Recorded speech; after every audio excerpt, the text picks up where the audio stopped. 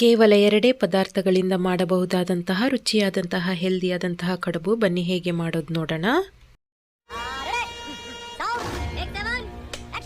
ಕಡುಬನ್ನು ತಯಾರಿಸಲು ಮೊದಲಿಗೆ ನಾನು ಈ ಲೋಟದಲ್ಲಿ 4 ಲೋಟದಷ್ಟು ನೀರನ್ನು ಹಾಕಿಕೊಂಡಿದ್ದೇನೆ. ಹಾಗೆಯೇ ಅದೇ ಲೋಟದಲ್ಲಿ 1 ಲೋಟದಷ್ಟು ಅನ್ನ, ಹಾಗೆ ರುಚಿಗೆ ಬೇಕಾಗುವಷ್ಟು ಉಪ್ಪನ್ನು ಹಾಕಿಕೊಂಡಿದ್ದೇನೆ.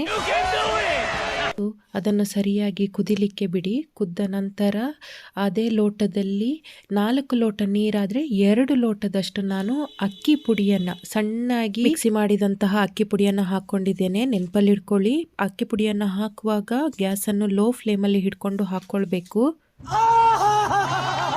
ಮಿಶ್ರಣವು ತಣ್ಣಗಾದ ನಂತರ ಹೀಗೆ ಒಂದು ಪಾತ್ರೆಗೆ ಹಾಕ್ಕೊಂಡು ಚಪಾತಿ ಹಿಟ್ಟನ್ನು ನಾದ್ತೀವಲ್ಲ ಅದೇ ರೀತಿಯಾಗಿ ನೀಟಾಗಿ ಲಂಪ್ಸ್ ಇಲ್ಲದೆ ಇರುವ ಹಾಗೆ ಮಾಡಬೇಕು. ನಂತರ ಈ ರೀತಿಯಾಗಿ ಸಣ್ಣ ಸಣ್ಣ ಉಂಡೆಗಳನ್ನಾಗಿ ಕಟ್ಕೊಳ್ಳಿ. ಇನ್ನೊಂದು ಮುಖ್ಯ ವಿಚಾರ ಏನಂತ ಹೇಳಿದ್ರೆ, ನಾವು ಇದರಲ್ಲಿ ಯಾವುದೇ ರೀತಿಯಾಗಿರ್ತಕ್ಕಂತಹ ಎಣ್ಣೆ ಅಂಶವನ್ನು ಬಳಸೋದಿಲ್ಲ. ಬೇಕಿದ್ರೆ ನೀವು ಸಣ್ಣವರಿಂದ ಹಿಡಿದು ವಯಸ್ಕರ ತನಕ ಯಾರು ಬೇಕಿದ್ರೂ ಈ ತಿಂಡಿಯನ್ನು ನೀವು ಕೊಡ್ಬೋದು. ಈ ತಿಂಡಿ ತುಂಬ ಹೆಲ್ದಿಯಾಗಿರುತ್ತೆ.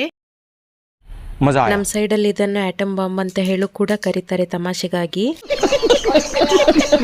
ನಂತರ 20 ನಿಮಿಷಗಳ ಕಾಲ ಸರಗೋಲಲ್ಲಿ ಅಕ್ಕಿ ಉಂಡೆಗಳನ್ನು ಬೇಯಲಿಕ್ಕೆ ಇಡಿ. ಈಗ ಕಡುಬು ರೆಡಿಯಾಗಿದೆ. ಬನ್ನಿ ರುಚಿ ನೋಡೋಣ.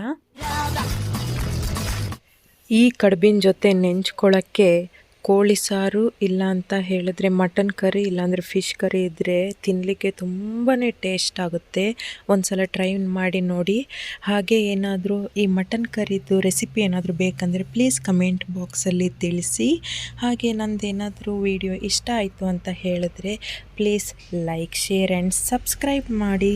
Thank you for watching.